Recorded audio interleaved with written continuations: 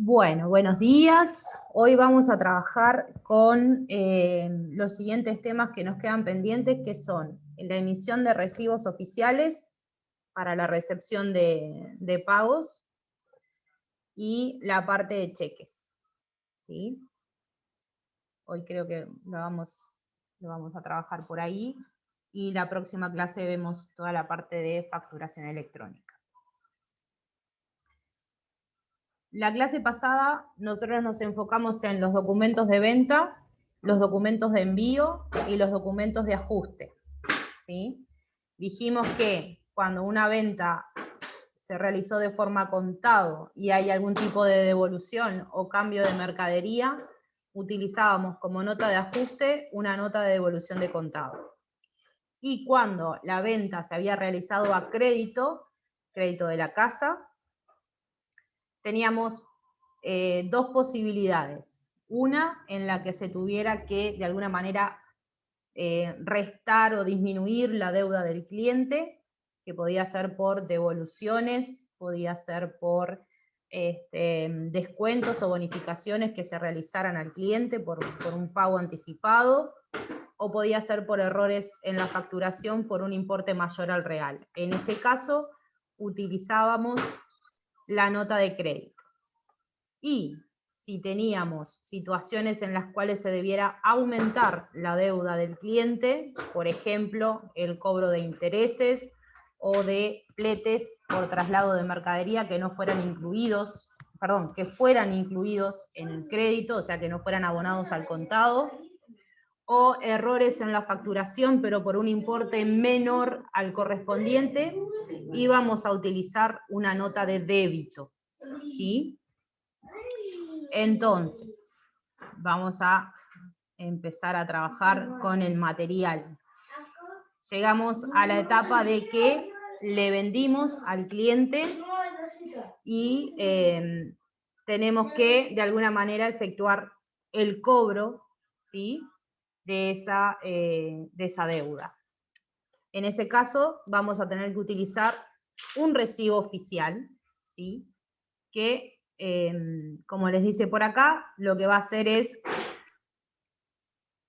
va a dejar registrado, ¿sí?, la recepción de valores. Esa recepción de valores, de dinero, se va a dar por diferentes motivos.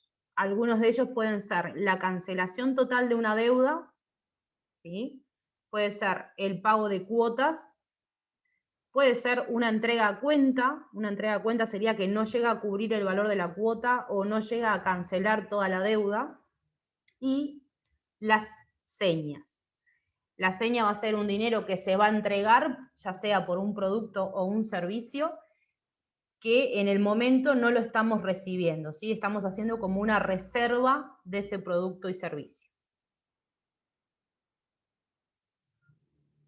El modelito que les presento para poder trabajar después en los ejercicios prácticos es un poquito más complejo, porque vamos a incluir lo que es la cuenta corriente del cliente. Vamos a ir viendo como todas las instancias que tuvimos con ese cliente. En los ejercicios, por ejemplo, que hemos trabajado, tanto de Juan Pérez como de Adrián Fijo o Nicolás Rodríguez y el Torrado, para los que serían domiciliarios, en todos ellos los clientes fueron pasando por diferentes instancias, ¿verdad? En el caso de Adrián Fijo, lo que teníamos era que en un determinado momento le habíamos vendido a crédito, ¿sí?, para lo cual habíamos utilizado una factura. Después tuvimos una instancia de traslado de los bienes hacia su domicilio, por lo cual emitimos en ese momento dos documentos, un remito para mandarle la mercadería y también emitimos una nota de débito, ¿sí?, para poder cobrarle lo que sería el concepto de flete. Y después tuvimos una devolución de una de las mercaderías que compró. Entonces, en el momento de empezar a completar el recibo, empezaríamos por la fecha en la que el cliente se presenta a pagar, el monto que estaría entregando, ¿sí?, lo que efectivamente voy a recibir, y por este lado voy a tener que empezar a registrar los movimientos de ese cliente. La fecha inicial en la que se le vendió a crédito, el nombre del comprobante, la serie y el número de ese comprobante y el importe, ¿sí? Que creo que le cerraba en 36.789 pesos. Luego de eso teníamos, al día siguiente, teníamos la emisión de la nota de débito por el traslado, que si mal no recuerdo eran 750 pesos, ¿sí? Y por último, unos días después, teníamos la devolución de una mercadería, exactamente que era un microondas, por 5.000 pesos, ¿sí? En ese caso, lo que teníamos que empezar a hacer era determinar la deuda del cliente. Por consiguiente, tomábamos los 36.789 pesos de la venta, le sumábamos los 750 pesos de el flete y le restábamos los 5.000 pesos de la devolución, obteniendo como resultado final de la deuda, el saldo final total, de 31.789 pesos. No. Profe, yo tengo una duda. Dime. En cuanto a los al número de comprobantes, porque creo que en los remitos también lo pedía como la numeración o el tipo de factura, el número de factura. ¿Cómo nos guiamos en ese caso? Porque yo no lo supe expresar, o sea, tenía el ejemplo de uno de los que había dado en clase que decía factura A 301, creo, pero ¿Sí? después no sé cómo guiarme para eso. Como en este Siempre, caso, tenés un comprobante número. bueno, vos siempre vas a tener, en el margen superior derecho vas a tener el nombre del documento y vas a tener la serie y el número. Entonces, para la factura era la factura A301, pero para la nota de débito va a tener el nombre de nota de débito, una serie y otro número diferente. Y lo mismo va a pasar cuando tengas la nota de crédito. Vas a ver el nombre nota de crédito y abajo también vas a ver la serie y el número. Lo que no vas a Bien. poner acá en la grilla es la documentación del envío. ¿Por qué? Porque no tiene valor contable. No, Refleja y un aparte acto la administrativo. documentación del envío, a lo que estaba usted diciendo ahora, era que el comprobante en realidad que nosotros le adjuntamos es la factura. En realidad lo que tendría valor en ese caso sería la numeración de la factura, Claro, lo ¿no? que tiene valor es la factura, la nota de débito y la nota de crédito. El Bien, remito no, porque es un acto administrativo. Estoy trasladando mercadería. bien. Entonces, en el caso entonces de los remitos, nos guiamos según el número de factura o de recibo. Exacto. Vos Y después cuando... en el resto es solamente la numeración que tiene cada uno, cada correspondiente. Claro. Vos cuando le vas a llevar la mercadería acá en el remito, donde dice comprobante número, lo que vas a hacer es relacionar el documento Claro. de venta. Porque no es imposible, pero es muy difícil que se dé una devolución antes de que le envíes la mercadería. Puede pasar. Si llegara a pasar que vos cerraste la venta y el cliente antes de retirarse decide devolverte algo y te pide que le envíes el resto, bueno, en ese caso tendrías dos comprobantes, la factura y la nota de crédito por la devolución de esa mercadería, previo al envío. Pero Bien, normalmente los envíos o los cambios se dan posterior al envío. bien. Y en el recibo oficial tiene que aparecer lo que sería la factura y la devolución de débito, crédito o la devolución contado también. O sea, en este caso contado no, porque en realidad no es una, No le vas a cobrar, ya no cobraste. estamos hablando de un crédito, pero, o sea, sus correspondientes recibos, Sí, más allá que descuenten o no. vas a tener que reflejar los movimientos que se hayan generado. ¿Ah? Si hubo factura y no hubo ni devolución ni ningún cobro adicional, solamente va a figurar la factura. Si hubo Bien, factura si y el no, cobro de tenemos que... intereses, sería la factura y la nota de débito. Bien. Si Y hay por devolución, nota de débito, en ese caso, o nota de crédito, ¿qué ponemos? La numeración, en realidad la fecha, numeración y el importe. siempre te conviene identificar, no poner números solos ni letras solas, porque después vos ponete en el lugar de que si tenés que ir a buscar un documento, una letra y un número no te dice nada. ¿Tá? Te dice Claro, el porque yo nombre. le consultaba la vez anterior, cuando nos había explicado lo de las notas de crédito y de débito, que todavía no tenían claro cuál era la que sumaba y cuál era la que restaba, si en la que resta nosotros poníamos los números en negativo. Podés ponerlos. En este caso es igual, o sea, van los números en positivo siempre. Sí, porque lo que te indica que es una resta es el nombre del documento. Es Pero el tipo mientras estás, tipo de documento. ahí va, pero mientras estás familiarizándote con los conceptos para los ejercicios, no hay problema si le pones un signo de menos, si lo pones entre paréntesis, o sea, lo que te facilite a vos que en el momento que vayas a hacer la cuenta tengas en claro que ese valor de la nota de crédito la tenés que Claro, restar. como para reconocer que ese valor en realidad está restando y no se está agregando a la cuenta principal. Exactamente. Porque si no tendemos a sumar todo lo que aparece ahí. ¿Tá? ¿Alguien más tiene alguna duda? Milde, Lucía, Cami, Agustín, Matías, Alejandra.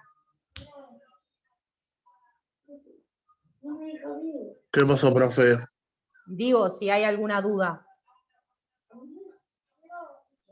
No, lo que pasa es que me estoy aprontando y mientras que tengo la clase, por eso no pongo la cámara, perdón.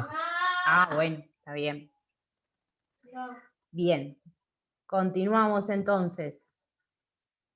Una vez que referencié todos los documentos, ¿sí? Las facturas, las notas de débito, los de crédito, recibos incluso si el cliente ya ha realizado algún tipo de pago por anticipado, algún tipo de pago de cuota anterior, también lo voy a tener en cuenta para restar de esa deuda, ¿sí?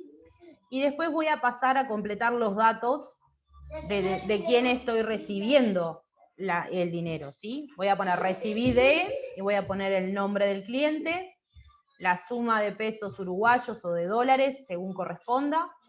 Voy a escribir el valor en letras, ¿sí? Y donde dice por, voy a indicar el motivo por el cual yo estoy recibiendo esos valores. ¿Ah? Si es por la cancelación, si es por el pago a cuenta, si es por una entrega, si es por una seña, ¿sí? Voy a identificar cuál es el motivo por el cual el cliente me está pagando. Y después voy a identificar también, voy a sobresaltar, o resaltar, perdón, la forma en la que estoy recibiendo esos valores, que pueden ser diferentes, puede ser en efectivo, puede haber un cheque de por medio, puede haber sido un giro, una transferencia, ¿sí? Si se trata de efectivo, voy a anular todo lo que esté relacionado con cheques, con el número y banco, ya sea del cheque, giro o transferencia. Y si la forma de pago se da en las posteriores y no en efectivo, bueno, ubicaré el número de la transacción y el lugar al que corresponde, ¿sí? Y después, por último, voy a tener que identificar el nombre del cajero, la persona que recibe esos valores, ya sea con el nombre o con la firma o con el número de cajero. Pero alguien tiene que ser responsable de la recepción de ese dinero. ¿Bien? Hoy van a continuar con los ejercicios que ya tienen, ¿sí? Y van a continuar de repente con el pago de Nicolás Rodríguez y con el pago del Torrado, de acuerdo a los puntos del ejercicio. Profe, le hago una consulta. Dime, Agustín. ¿Yo puedo hacer los ejercicios en el cuaderno y subir fotos a la plataforma? Sí, claro. No hay Porque problema se por me eso. re complica editar la factura. Sí, no hay inconveniente por eso. La Está forma que te genial, quede genial. más cómodo trabajar. Está además. Mientras contemple por lo menos el formato mínimo de que tenga el detalle del cliente, y, o sea, no me importa si le falta el pie de imprenta o la dirección y el teléfono de la empresa, digo, porque te voy a corregir el Claro, claro, procedimiento claro. que utilizaste. ¿Está? Bien. Perfecto.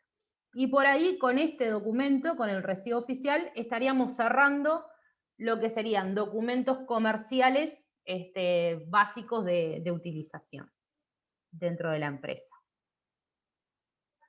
Nos queda trabajar la ley de cheques, que es la 14.412, y que involucra, o refiere, mejor dicho, a medios de pago.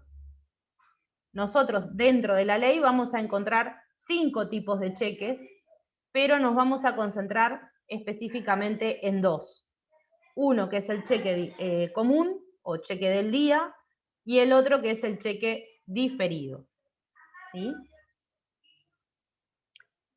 Bien, comentarles en principio que dentro de la ley se van a identificar 3 actores o 3 intervinientes. ¿Sí? Uno, que va a ser el librador, que va a ser la persona que va a dar la orden de pago. ¿Sí? El girado, que va a ser el banco que va a recibir esa orden de pago, y el beneficiario, que va a ser el que tiene el derecho al cobro del monto que se especifica en ese cheque. O sea que tenemos 3: librador, banco o girado y el beneficiario. Denme un segundito, por favor.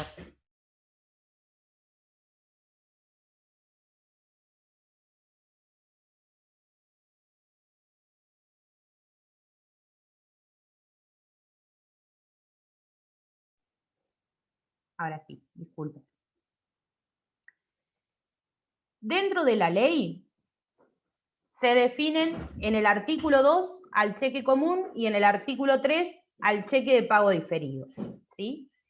El cheque común, que lo tenemos transcrito aquí, dice que es una orden de pago pura y simple que se libra contra un banco en el cual el librador debe tener fondos suficientes depositados a su orden en cuenta corriente bancaria o autorización expresa o tácita para girar en descubierto.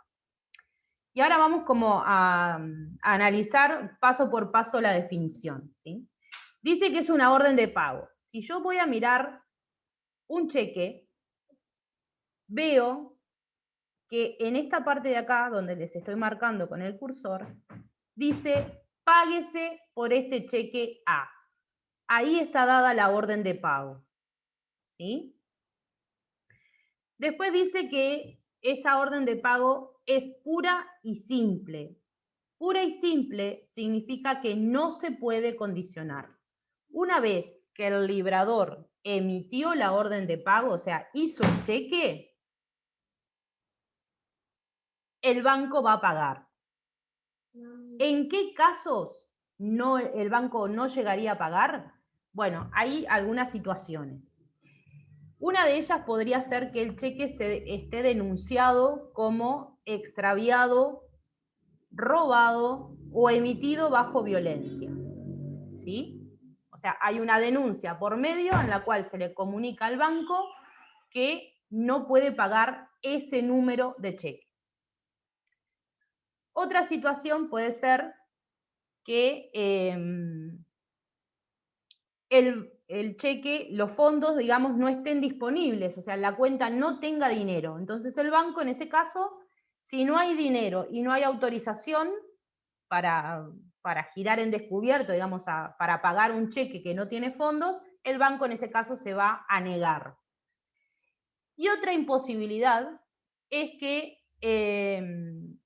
el cheque por algún motivo sea rechazado por el pago, ya sea porque tiene algún error de emisión o algo así. Entonces el banco ahí directamente, si hay errores, no lo va a pagar. ¿Ah? Esa sería como, en principio, las 3 condiciones que se deberían dar para que el cheque para que el banco, digamos, se rehúse a realizar el pago.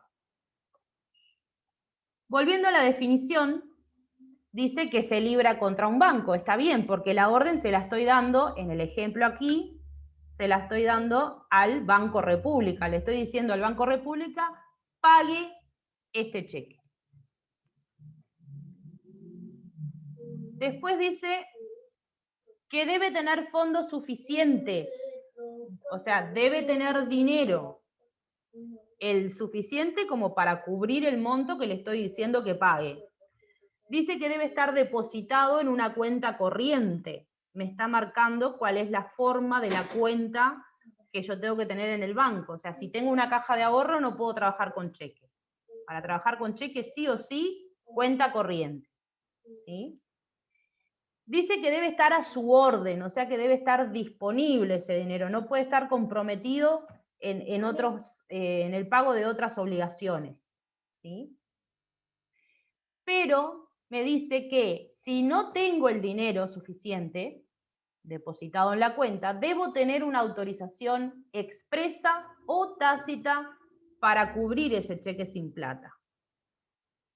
Una autorización expresa va a ser un contrato, ¿sí?, que yo voy a firmar con el banco, en la cual se me va a otorgar como una especie de crédito, ¿sí?, para poder cubrir esos montos. Obviamente después, cuando el dinero esté y yo pague eso, me cobrará los intereses que correspondan. Pero también dice que esa autorización expresa también puede ser tácita.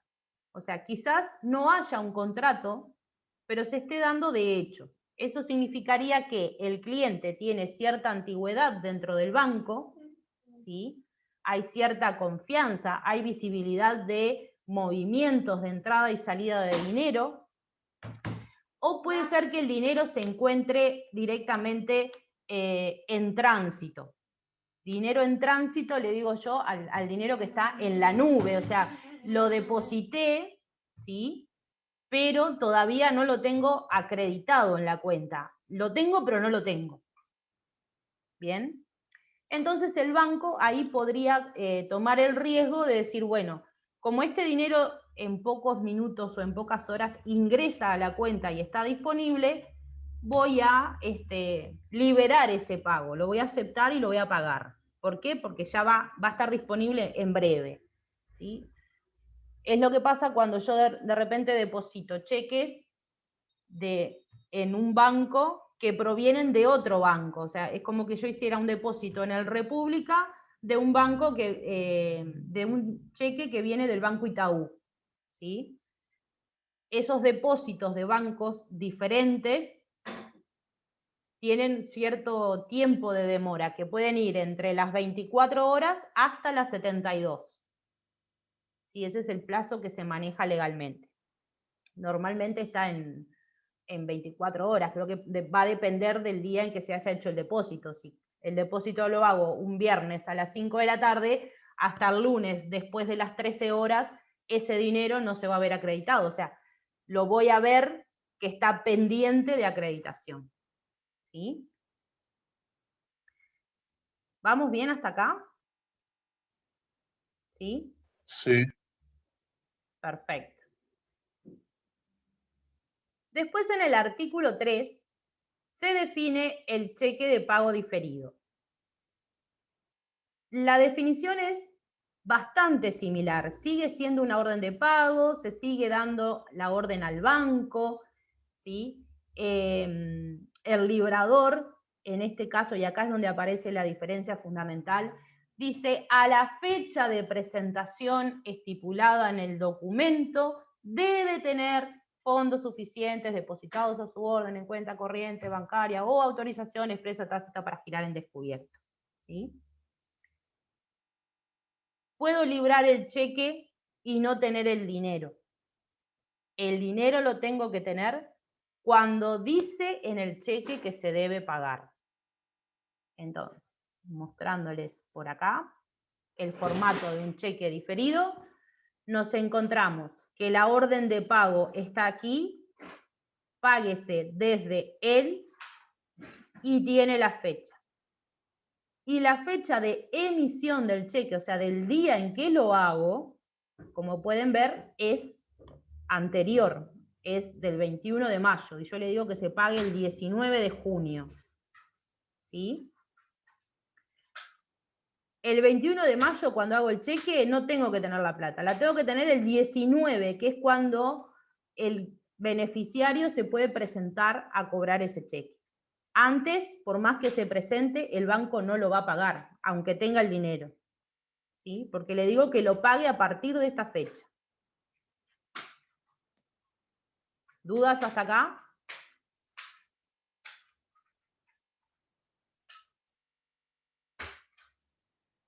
Continuamos. O sea que la diferencia, profe, es que el diferido te lo van a pagar después nada más. Exacto. Bien. El cheque común, voy a la ventanilla y me lo pagan, si está todo en condiciones. El cheque diferido, tengo que ir en la fecha que me dice páguese. Si voy antes, corro el riesgo hasta que me saquen el cheque. O sea, sí o sí tengo que esperar a la fecha que dice ahí. Llega ese día, voy y ahí me lo pagan. ¿Está? Bien. Vamos a centrarnos un poquito ahora en lo que sería la información que figura dentro del cheque. Vamos a analizarlo un poquito. En el margen superior izquierdo me voy a encontrar con la serie del cheque y el número. ¿Sí? En el medio me voy a encontrar con el nombre del banco al cual pertenece, o sea, el banco que me lo va a pagar. Debajo del nombre del banco me voy a encontrar con una o con dos direcciones, dependiendo dónde me encuentre. Si la sucursal en la que yo abrí la cuenta corriente se encuentra acá en Montevideo, voy a tener dos direcciones ahí arriba. Voy a tener la casa matriz, la casa principal, y después la sucursal. Ahora, si es un banco que se encuentra en el interior, solamente voy a tener la dirección de la sucursal. ¿Sí? En el margen superior derecho me voy a encontrar con el monto estipulado en números que va a ser efectivo el banco. Y como pueden ver, los modelos nuevos tienen una celda para cada dígito, comenzando con los centésimos del lado derecho y correspondientemente después las unidades, las decenas, centenas, unidades de mil y decenas de mil. Debajo del monto me voy a encontrar con dos números. El primer grupo de números va a corresponder al número del banco. Y el siguiente grupo, el 063 aquí, va a ser el número de la sucursal que va a corresponder a la dirección que tenga acá. ¿Sí? ¿Qué pasa? El Banco Central del Uruguay lo que hace es nuclear y controlar a todos los bancos que trabajan dentro del territorio nacional. ¿Sí? Entonces a cada banco le va otorgando un número y a cada sucursal de ese banco también le asigna un número. Entonces, para el ejemplo, la sucursal que se encuentra en Las Piedras, en La Paz, ¿sí? Va a ser la número 63 del Banco República, que es el banco número 1 del Banco Central del Uruguay. ¿Sí? Después, bueno, por acá teníamos la orden de pago que habíamos dicho, y dice páguese a, y acá dice proyecto sociedad anónima. Acá nos vamos a meter un poquito en la forma de emisión del cheque también. Yo puedo emitir el cheque de dos formas. Lo puedo emitir al portador, o sea, dejando ese espacio en blanco, y el que lo tenga lo va a poder cobrar. O puedo emitirlo a favor de persona determinada, o lo que llamamos de forma corriente un cheque nominativo, o sea, tiene nombre. Y ese nombre puede ser de una persona física o puede ser de una persona jurídica, ¿sí? Puede ser una empresa, ya sea pública o privada. O sea que yo le puedo emitir el cheque a Romina Cisneros, ¿sí? O le puedo emitir el cheque a Proyecto Sociedad Anónima, o puedo emitir el cheque a DGI, BPS, Ministerio de Trabajo, UTE, OCE, Antel, ¿sí? O lo puedo dejar en blanco y cualquiera de ustedes lo podría cobrar. ¿Se pueden Después, pagar entidades públicas así como BPS, DGI y eso con cheque? ¿sí? Ahora que lo menciono. ¿Se Sí. puede? Sí, sí. Puedo pagarlo en línea, puedo ir a pagarlo en Habitat, y en Habitat puedo entregar un cheque en vez de llevar efectivo. Mirá. Todo va a depender de los montos que estemos trabajando, ¿no? O sea, si voy a pagarle, no sé, 3.000 pesos, capaz que lo puedo llevar en el bolsillo, pero si voy a pagar, no sé, todos todas las obligaciones de DGI del mes, quizá pueden ser 20.000 pesos, pueden ser 100.000, depende del tamaño de la empresa, y no voy a ir con todo ese dinero en la mano. Entonces, si no lo hago por transferencia, lo voy a hacer con un cheque.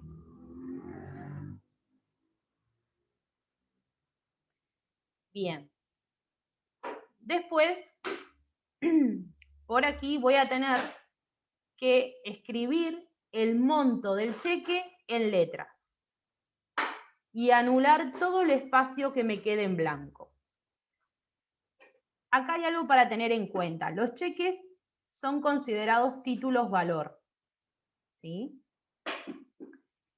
Y entran dentro de una clasificación que serían de prestaciones dinerarias. Por ser un título valor, lo que voy a tener en cuenta son 4 características que deben cumplir. Una de ellas es la necesariedad, o sea, yo necesito tener el documento para poder hacer efectivo el cobro. La segunda es la literalidad. La literalidad refiere a que ante una diferencia entre el monto estipulado en números y el monto estipulado en letras, vale la letra escrita, ¿sí? El banco pagaría lo que dice la letra y no lo que dice el número. ¿Por qué? Porque los números son muy fáciles de adulterar. Fíjense que yo acá cometí el error, cuando realicé el cheque, de no anular las casillas o las celdas, digamos, que continúan a la izquierda. Por consiguiente, yo perfectamente podría poner un 1 por acá, y resulta que el cheque de 20.785 pesos se transformaría en un cheque de 120.785 pesos. Si ocurriese esto, el banco, ante la duda, puede pasar 2 cosas. O te va a pagar directamente los 20.785 que dice la letra, o seguramente te rechace el pago y trate de comunicarse con el librador del documento para ver qué fue lo que pasó. Y ahí tendríamos que iniciar toda una movida de devolver este y que nos hagan otro, ¿sí? O salvar el cheque. Bien. Esa era la segunda característica. La tercera y la cuarta, que se dan en conjunto, es la autonomía y la abstracción. La autonomía significa que cada poseedor del cheque va generando un derecho que es propio y único frente a lo que los tuvieron antes, ¿sí? Como el cheque es un medio de pago, yo puedo ir pasándolo de persona en persona para ir pagando diferentes obligaciones. Cada uno que lo va teniendo va generando su propio derecho frente al que lo tuvo anteriormente. Y al mismo tiempo debe cumplirse la abstracción, que sería la separación de la operación de origen, o sea, no estar vinculado al por qué se emitió. ¿Vamos bien? ¿Sí? Ok. Por aquí abajo tenemos la parte de control del cheque, que en algunos casos algunos bancos tienen un código de barra alfanumérico de control interno. No es obligatorio, puede tenerlo o no. Debajo, en el caso de que exista este código de barras, va a aparecer el número de la cuenta en la cual se encuentra los fondos de la persona, ¿sí? Y por último, va a aparecer el nombre, ¿sí?, del titular de la cuenta, que en este caso, la titular de la cuenta es una empresa. Es la empresa Mavisu con la cual estamos realizando los trabajos. A la derecha, no se visualiza muy claramente, pero existen dos cuadros que están dispuestos allí para que el cheque sea firmado por el titular de la cuenta o la persona autorizada para la emisión de cheques, ¿sí? Que debe estar, en cualquiera de los dos casos, la firma debe estar registrada en el banco. Y puede haber dos, porque en algunas empresas se utiliza la firma en conjunto, ¿sí?, para el control. Tener una idea de quién está liberando cheques y por qué. Entonces puede pasar que un cheque requiera dos firmas para que sea pagado. Por aquí hay una línea más gruesa, ¿sí?, y hay una leyenda que no se nota mucho en el escaneo porque bueno, la calidad no es muy buena. Pero en realidad no se debe ni firmar ni escribir por debajo de esta línea. O sea que las firmas deberían estar concentradas dentro del cuadro asignado. Y vieron que hay un espacio en blanco acá, ¿verdad? Entonces, vamos a ver este grupo de números hasta llegar aquí a la parte en blanco. Todos los cheques tienen 3 grupos de 10 dígitos y un espacio en blanco. En el primer grupo de 10, lo que se va a encontrar es el tipo de cheque, ¿sí?, y la moneda, o moneda y tipo de cheque. Si nos encontramos con el número 90, adelante, significa que estamos frente a un cheque común y el moneda nacional. Si dijera 91, estaríamos frente a un cheque diferido en moneda nacional, ¿sí? Cada código va a estar relacionado al tipo y moneda del cheque. A continuación dice 44. Si nos fijamos arriba, coincide con el número de la serie. Y después, los siguientes 6 números van a corresponderse con el número del cheque, ¿sí? Este sería un cheque común en moneda nacional con serie 44 y número 285682. Puedo verificar. Es un cheque común, porque no me dice lo contrario, no me dice que sea de pago diferido, está en pesos, ¿sí?, y coincide la serie y el número. En el segundo grupo voy a tener varios códigos, digamos, de verificación, que van a ser personales del banco, pero sí me voy a tener que encontrar, o voy a tener que poder identificar fácilmente el número del banco y el número de la sucursal, que lo voy a encontrar, para poder corroborarlo, debajo del montón de números que dijimos hoy, ¿sí? En el tercer grupo me voy a encontrar con el número de la cuenta. En este caso la cuenta tiene más de 10 dígitos. Si la cuenta supera los 10 dígitos, me voy a encontrar con los 3 primeros, ¿sí?, y con los 7 últimos, para que puedan controlarlo. En este caso sería el 000234-6. Ese sería el final de la cuenta. Y el 901 con los 3 primeros que inicia. El campo que me queda libre se llama banda magnetizable. Esa banda magnetizable está allí dispuesta para que en el momento que se presente a cobrar el cheque en la ventanilla, no sé si alguno de ustedes ha tenido la oportunidad de ir a cobrar algún cheque en ventanilla. ¿No?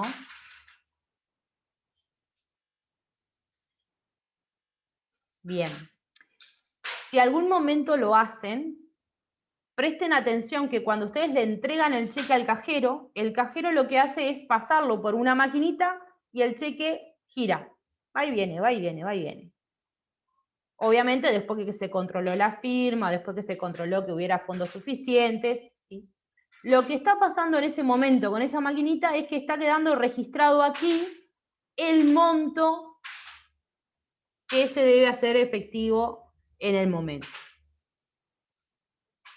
¿Ah? Así que me voy a encontrar con tipo de cheque, moneda, serie y número, número de sucursal y número de banco y número de sucursal, número de cuenta y el importe del cheque. Eso es lo que va a quedar registrado allí. Después, si me pongo a analizar lo que sería el cheque diferido, me voy a encontrar con que tengo una leyenda, una cláusula aquí que dice cheque de pago diferido. O sea que ya eso me está dando la pauta de que es así. Voy a encontrarme con la misma información, el banco, la dirección, la serie, el número, el monto. Ay, perdón, que lo moví. El monto, el banco, la sucursal, sigue siendo lo mismo, estamos hablando de la misma empresa. Al ser diferido me voy a encontrar con dos fechas. La primera va a ser la fecha de pago y la última que aparece por acá abajo va a ser la de emisión. Sigo teniendo el código de barra alfanumérico, el número de cuenta, la identificación del titular y puedo verificar nuevamente los grupos de 10 dígitos que tenemos, ¿sí? 91, cheque diferido en pesos, serie 44, número de cheque 291475, banco 1, sucursal 63 y el número de la cuenta. ¿Está?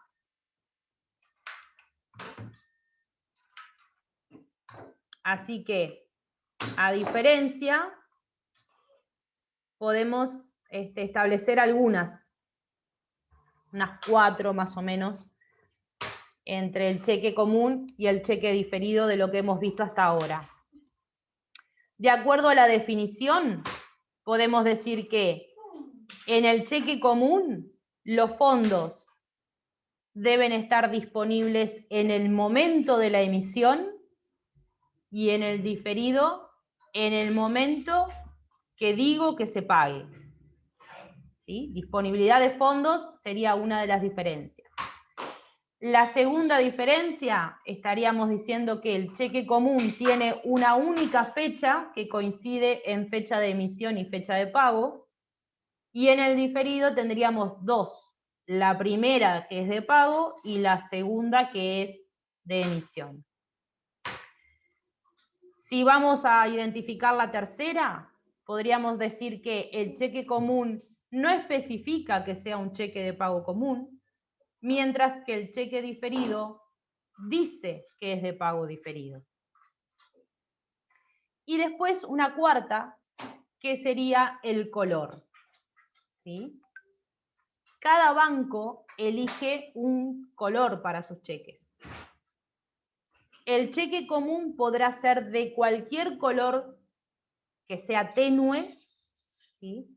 Excepto el amarillo o color salmón, como están ahora, ¿sí? Porque el color amarillo o el color salmón están destinados para todos los bancos por igual para los cheques diferidos. ¿Sí? ¿Dudas con las 4 diferencias?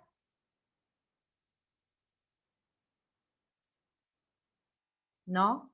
Hablamos de fondos, disponibilidad de fondos, hablamos de fechas, hablamos de identificación del cheque y por último hablamos de los colores. Esas serían las 4 diferencias.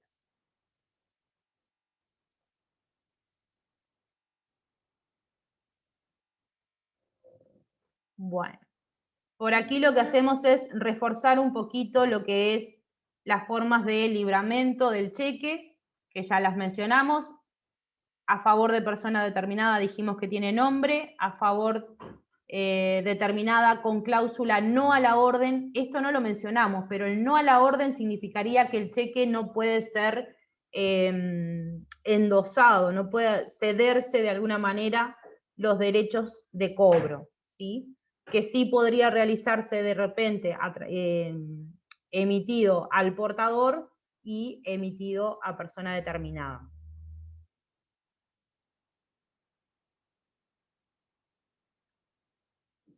Bueno, acá más o menos les explico qué es la cláusula no a la orden. Lo que está haciendo la cláusula no a la orden es restringir justamente esos derechos de cobro, ya que únicamente los puede cobrar la persona que figura en el cheque, ¿sí? Y debe autoendosárselo para poder cobrarlo. Debe poner su firma detrás. En el material que les va a quedar es el análisis de los cheques, lo que fuimos viendo al principio, pero un poco más en grande, y de acuerdo a la resolución del Banco Central, cómo se debería completar correctamente. Aquí vemos que en el caso de los montos se deben anular las celdas que quedan en blanco.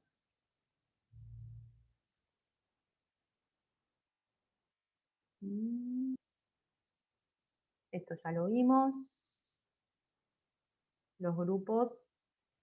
Acá les dejo en cada uno de los grupos, de acuerdo a la circular del Banco Central del Uruguay, qué significa cada área y qué contiene cada dígito. Por ejemplo, hoy acá habíamos visto del banco y la sucursal, pero no les mencioné, les dije que eran códigos verificadores, pero no les dije qué estaban verificando. Esta información la van a tener ahí. Es a título informativo. Con que sepan que tiene el número del banco y la sucursal, para mí ya es suficiente en el momento que deban controlar un cheque. Después me voy a ir al cruzamiento. El cruzamiento lo que hace es limitar los derechos de cobro de la persona, ¿sí? Porque necesariamente para poder cobrar un cheque cruzado, la persona está obligada a depositarla, aunque no esté emitido con cláusula no a la orden, ¿sí? ¿Cómo se va a instrumentar este cruzamiento? Bueno, a través de dos líneas que son oblicuas, paralelas y que están en el margen superior izquierdo del cheque. Voy a ver si tengo algo acá. Voy a como a dibujárselos. Voy a usar la pantalla, la pizarra, digamos. A ver.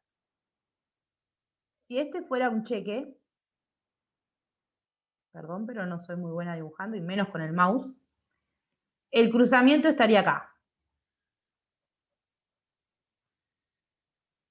¿Sí? Serían dos líneas paralelas que están en el anverso del documento, o sea, en la parte superior izquierda.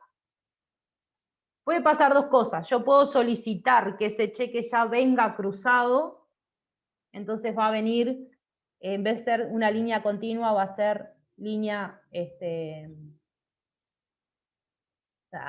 así sería. No me sale, ahora me olvidé el nombre, ¿cómo se llama? ¿Alguien que me ayude? Y por acá va a decir la palabra banco. Bueno, ahí quiere decir banco. ¿Sí? Si lo hago yo, solamente con las dos líneas alcanzaría para que ese documento esté cruzado. Puede pasar también que dentro de estas dos líneas que están por aquí aparezca el nombre de un determinado banco, y en ese caso estaría restringiendo aún más lo que serían los derechos de cobro, porque ya no solo lo tengo que depositar para poder cobrarlo, sino que además lo tengo que depositar en una cuenta de ese banco que me está diciendo. ¿Sí? Bien. Vamos a continuar. Ahora veníamos con la parte del endoso.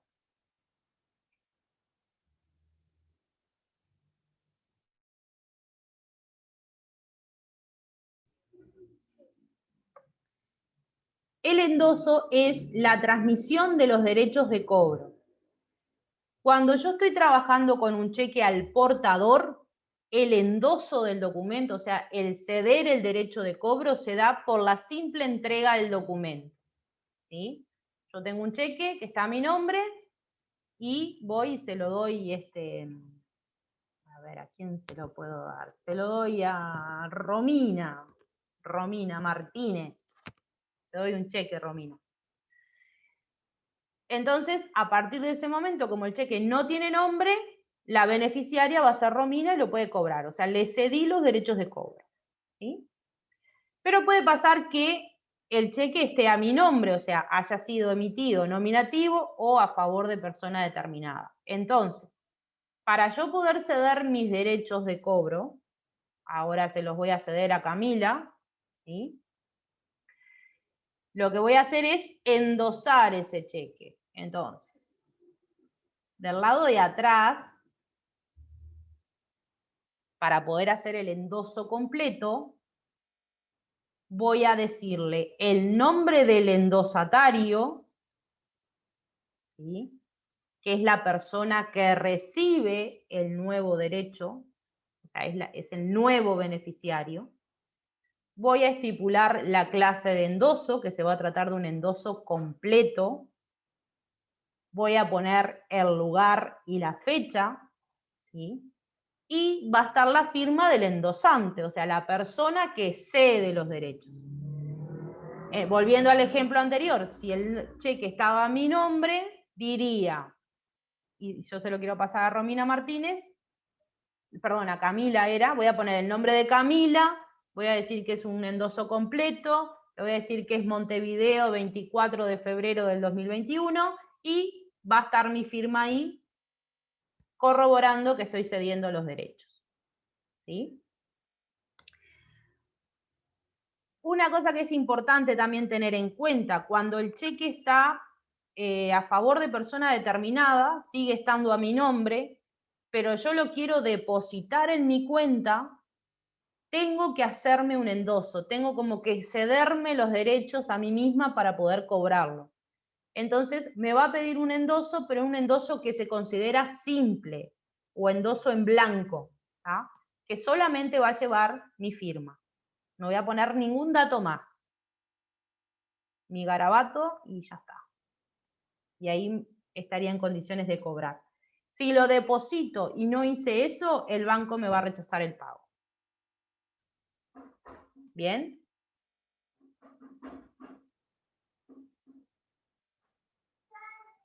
Acá les puse la definición de endosante y endosatario, también en el material para que lo puedan tener. El endosante transfiere los derechos del documento y el endosatario los recibe. ¿Sí? Es el beneficiario de esa transmisión de derechos.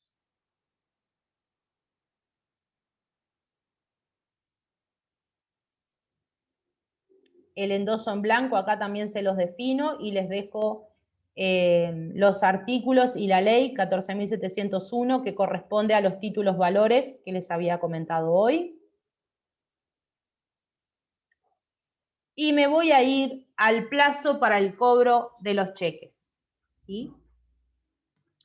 Y ahí me voy a fijar si es en moneda nacional o si es en moneda extranjera. Si es en moneda nacional, voy a tener que prestar atención a el lugar o la plaza de emisión y plaza de cobro. Si se trata de la misma plaza, significaría que el cheque está emitido en Montevideo, por ejemplo, y se va a cobrar en Montevideo. Tengo 15 días corridos. Y en esos 15 días corridos, yo cuento desde el día de la emisión, sábado, domingo y feriado. ¿Ah? O sea que si es un cheque que lo puedo ir a cobrar, me lo hacen hoy, ¿tá? yo cuento el día 24 como el primer día. Normalmente siempre contamos del día siguiente, ¿no? Contamos, si hoy es 24, decimos, 25 va un día. No, cuento el 24 como el primero. Y ahí 15 días para saber hasta cuándo lo puedo ir a cobrar. Si estamos en diferente plaza, es decir, lo emito acá en Montevideo y resulta que lo voy a cobrar en Canelones o en Maldonado. En ese caso, tengo 30 días para ir a cobrarlo. Y si nos vamos también a otra, seguimos en diferente plaza, pero ya estoy más en, el cheque me lo emiten en el extranjero y lo voy a cobrar acá, tengo 60 días.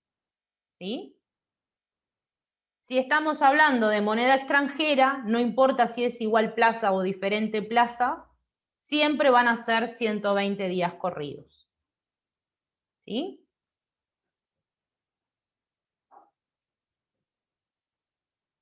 ¿Dudas por ahora?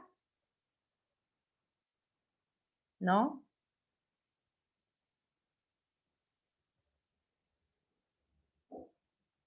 ¿Seguros?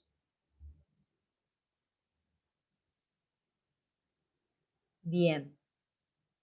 Entonces, ya son 12:32 y los voy a dejar porque sé que tienen que trabajar. Dentro de la plataforma les va a quedar la clase grabada como siempre, les va a quedar para continuar los ejercicios con la letra que ya tienen, o sea, los ejercicios van a continuar con el cobro, tanto del torrado como de Adrián Fijo para la realización del recibo oficial. Van a seguir trabajando también con el pago con cheques. Les voy a subir los formatos para que puedan hacerlo. Nuevamente, si no pueden modificar, el cheque no lo van a poder modificar en línea porque es una foto, es un escaneo, pero le pueden agregar ¿cómo se llama? Un cuadro de texto para poder completarlo. ¿Sí? ¿Podemos imprimirlo, profe, y completarlo manualmente y pasarles fotos? Sí, claro, no hay problema por eso. Como les quede más cómodo trabajar. Sí, porque mi Windows no anda muy bien, por eso me parece que queda más fácil así. Bueno, como vos fíjate la forma que te quede más cómodo y esa utilizala. No hay problema, yo lo voy a corregir igual porque lo veo igual. ¿Está? Sí, yo le imprimiría, lo llenaría, sacaba foto y te las inserto en el mismo Word, así no están las fotos separadas, pero sería tipo una foto. Sí, no hay problema. Incluso pueden copiar los formatos y entregar combinar todo en un Word solo, todos los ejercicios para no subir tantos archivos. Eso es como les quede cómodo manejarse. No hay problema. ¿Está? Bueno, y cualquier duda que tengan, me van avisando. La tarea que colgué el otro día, la semana pasada, la voy a recibir hasta este viernes. ¿Está? La de las ventas y las notas de ajuste, para los que me la deben. Después cierro la calificación y el que no la entregó queda con 0. Y tienen una semana más para presentar el tema de los cheques. ¿Ah? Bueno. Les mando un beso, que pasen muy lindo, estudien mucho y nos vemos el miércoles próximo. Muchas gracias, profe, que pase bien. Gracias. Que tengan lindo día. Chao. Igualmente.